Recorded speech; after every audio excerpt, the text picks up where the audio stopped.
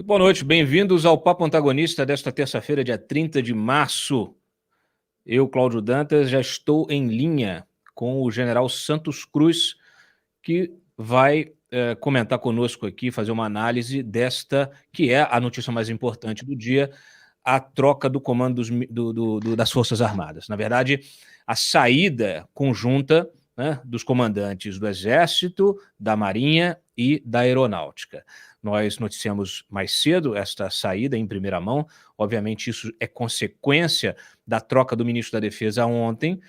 O Fernando Azevedo e Silva, que foi demitido pelo Bolsonaro, saiu. O Bolsonaro indicou o general Braga Neto para o seu lugar. Isso dentro de um contexto ainda mais amplo de reformas, né, de uma reforma ministerial, com trocas em vários ministérios. Nós já tratamos bastante isso ontem no programa aqui, e hoje vamos nos concentrar naquilo que importa. É uma decisão inédita, então a gente precisa entender o que está acontecendo. Muito boa noite, general Santos Cruz. Boa noite, obrigado pelo convite.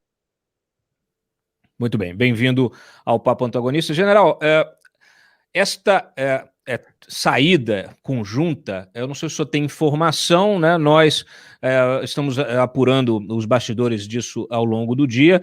Houve uma reunião mais cedo, uma reunião bastante tensa, dois comandantes das Forças Armadas com o novo ministro, Braga Neto, que ainda vai tomar posse, e a principal pauta dessa discussão, desta reunião, foi o possível uso político das Forças Armadas. Quer dizer, haveria, por parte do presidente da República, Jair Bolsonaro, um interesse em submeter, né, subordinar politicamente as Forças Armadas ao seu projeto de poder. Né? E isso, obviamente, é um escândalo. Toda a sociedade está meio que espantada com o que está acontecendo, com algum temor de que as próprias Forças Armadas possam entrar numa aventura golpista, no caso aí de um autogolpe. O que o senhor tem a dizer em relação a essa troca aí? A gente ainda não sabe quem são os novos comandantes, mas o que o senhor acha dessa saída conjunta? É simbólico? A gente precisa temer isso? Não, o que é simbólico nessa saída é a falta de ética, a falta de consideração, a falta de respeito, né, que tem imperado no comportamento e nas relações. Uma reforma ministerial que foi feita é absolutamente normal dentro de um governo, trocar alguns ministros, deslocar outros. Isso aí, muitos governos, quase todos eles, sempre têm um momento ali que fazem algumas modificações, ajustes de caráter político. Só que essa camada política de ministros, ela não tem nada a ver com os comandantes militares. Os comandantes militares são elementos operacionais, são elementos profissionais daquela instituição, com quase 50 anos naquela instituição, passando por todos os processos seletivos e de avaliação dentro das suas instituições, e não pode ser um afastamento sem uma razão, não deve ser, né? Não é que não possa, mas não deve ser um afastamento sem alguma informação para a sociedade, né? Essa falta de informação, você ter direito de fazer as coisas, ninguém está discutindo. Você não pode ter direito à boçalidade de não informar, né? Então, até a educação manda isso. E essas pessoas aí de destaque nas suas instituições, que foram os comandantes que saíram hoje, essas pessoas merecem a consideração, o mínimo de consideração, né? Que não é feita. Então, nós estamos tendo uma crise de comportamental, nós estamos tendo uma crise de falta de liderança. Então, é a coisa bem mais ampla do que a troca das pessoas. Mas eu não vejo, eu não vejo aí, eu não vejo aí nenhuma possibilidade de aventura política, nenhuma. A falta de informação, ela faz gerar muitas suposições. Se foi o objetivo fazer alinhamento político, que alinhamento? Não tem que fazer alinhamento nenhum. Força Armada se alinha com a Constituição, não tem que se alinhar com política de governo. Isso não existe. Isso aí é uma aberração, isso é uma distorção de interpretação. Então, eu não vejo aí nenhuma possibilidade de quebrar a hierarquia e a disciplina das Forças Armadas.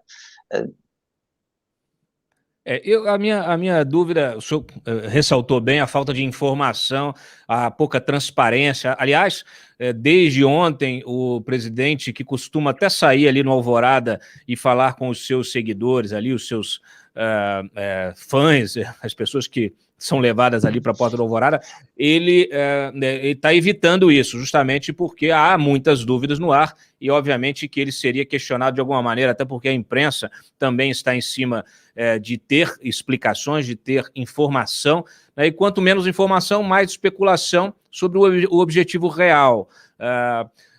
O senhor que integrou o gabinete do presidente, trabalhando inclusive no Palácio do Planalto, esta saída aí do Braga Neto, o Braga Neto virando ministro da Defesa, o Ramos vai ali para a Casa Civil, mas a gente percebe também alguns deslocamentos, o almirante Flávio Rocha, que vai cuidar também de SECOM, e aí esse entorno do presidente, ele com uma componente mais política, né, e menos militar. Como é que o senhor vê isso? O senhor acha que isso é uma consequência natural desse novo relacionamento com o Centrão? Sem dúvida nenhuma, a designação para a Segóvia, ela tem essa influência do acordo político feito com o grupo chamado Centrão. As outras não, as outras foram modificações para acertar a matemática das posições ali. Agora, o comportamento de militar ou civil, ministro, no caso, militares da reserva, é um comportamento político de responsabilidade pessoal. Ali, no caso, por exemplo, funções como a Segov, funções como a Casa Civil, Secretaria-Geral, essas são funções que, quando tem militar nessas posições, é um comportamento puramente político. Quando você está no Ministério da Defesa, no Ministério da Defesa a coisa é um pouco diferente, porque as forças não são políticas, nem devem ser politizadas. Força Armada não é instrumento de intimidação e nem de pressão para objetivos pessoais, políticos pessoais, de poder, etc. Então, uma coisa é você fazer política numa Segov, numa Casa Civil, num outro ministério qualquer. Outra coisa é você ocupar uma posição no Ministério da Defesa, onde você tem que fazer uma interface política, mas os teus elementos abaixo, eles não são e nem devem ter opção política partidária. Há muito questionamento em relação justamente ao uso das Forças Armadas pelo Bolsonaro, no sentido de tentar cooptar a hierarquia inferior, tá? Para poder se utilizar dela como instrumento político. O senhor que conhece bem a estrutura do Exército, pelo menos, e das suas armadas como um todo, só acha isso possível, essa cooptação hoje, a cooptação política por parte do presidente da República dessa hierarquia inferior? Bom, a Força Armada precisa de coesão, né? Coesão é fundamental, a união, a liderança, o exemplo do primeiro, do posto mais alto para a graduação mais baixa. Isso aí é fundamental em Força Armada. Coesão é fundamental, a hierarquia, a disciplina, né? E aí vem a camaradagem, a amizade, que vai solidificando tudo isso aí. Então, eu vejo que qualquer tentativa de quebrar isso aí, que você falou, essa cooptação, qualquer tentativa de quebrar isso se chama subversão, né? Subversão da ordem, subversão da hierarquia, subversão da disciplina, para a gente ser bem claro no que isso aí significa. Eu não vejo capacidade e nem motivo para que isso aí aconteça. Em primeiro lugar, a estrutura hierárquica, a estrutura de chefia, de liderança, é um bloco muito sólido. O pessoal, lógico, você pode ter exceções, né? Mas normalmente, todas as funções são ocupadas por pessoas que são selecionadas e preparadas. Então, não é qualquer aventureiro político que vai subverter essas características de coesão na estrutura militar. O Braga Neto, o general Braga Neto, ele é considerado um militar ali do círculo íntimo, ali, do círculo de influência do Bolsonaro, ou o senhor acha que ele estaria menos influenciável para o uso do Ministério da Defesa com esses objetivos? Como é que o senhor vê a saída dele para lá? Seria uma tentativa do Bolsonaro mostrar que ainda tem algum tipo de ascendência sobre as Forças Armadas que rejeitam qualquer tipo de utilização política, ou seria justamente o contrário, a tentativa de pegar o general e colocar lá para fazer essa intervenção, essa interferência no trabalho das Forças Armadas para esse uso político? Bom, em primeiro lugar, o presidente Bolsonaro, ele, como todos os outros presidentes, ele tem a sua influência, como pelo título de comandante em chefe, né? Que não quer dizer que você vai se interferir em coisas de rotina. Comandante em chefe é para situações excepcionais, é para uma diretriz geral, para uma diretriz estratégica de equipamento, de modelo de Força Armada. Então, é um outro nível de engajamento, né? E eu não vejo aí essa consideração que se tem com o presidente da República, que tem que ter, é uma consideração funcional, não é pela pessoa do A, o B, do João, do José, é uma consideração funcional. E isso aí é feito. Todos os presidentes receberam as suas honras militares, o seu respeito de todos os militares. Né? Isso aí não é o problema. Agora, o caso do novo ministro da Defesa, ele vai fazer uma interface política. Só que ele tem, como ex-militar, ele tem a mesma formação cultural, a mesma formação doutrinária, né? Constitucional e institucional. Então, eu não vejo nenhuma possibilidade de qualquer tentativa de quebrar esse comportamento institucional. Nenhuma possibilidade. Bom, a gente fica mais tranquilo aqui. O senhor acha que já é hora das Forças Armadas fazerem uma reflexão sobre essa presença maior na política? Porque a ascensão do Bolsonaro ao poder acabou abrindo esse espaço. Muita gente, num primeiro momento, o senhor também integrou o governo, mas houve muita decepção com o governo e com a política de uma maneira geral. O senhor acha que já chegou o momento para essa reflexão, para essa autoanálise aí e, de repente, uma mudança de entendimento sobre a participação das Forças Armadas na política? Não, eu acho que as Forças Armadas elas não vão fazer essa reflexão e acho que também não tem que fazer. Porque essas pessoas, aí, de acordo com a imprensa, alguns milhares, né, de pessoas que estão em funções aí de primeiro nível, segundo, terceiro, quarto, quinto, nos DAS, né, de 1 a 6, 1 a 5, isso aí são convites individuais, são convites pessoais, que não passam pelo aval da instituição. Então, não é a instituição que tem que fazer essa análise. Quem tem que fazer essa análise... Só um segundo. Quem tem que fazer essa análise é exatamente o governo. Foi ele que fez esses 5 ou 6 mil, lá sei eu, 4 mil convites individuais, né? Então, as forças elas não têm atribuição para dizer sim ou não, para aconselhar ou não aconselhar. Agora, não vejo problema de alguns militares poderem participar, auxiliar num projeto de governo, não tem problema nenhum, tem algumas pessoas capazes. Mas você não pode deformar a representação social excessivamente nos primeiros escalões de governo. Você tem pessoas capacitadas em todas as áreas, aí, na comunicação, na ciência, na medicina, na educação, por aí vai.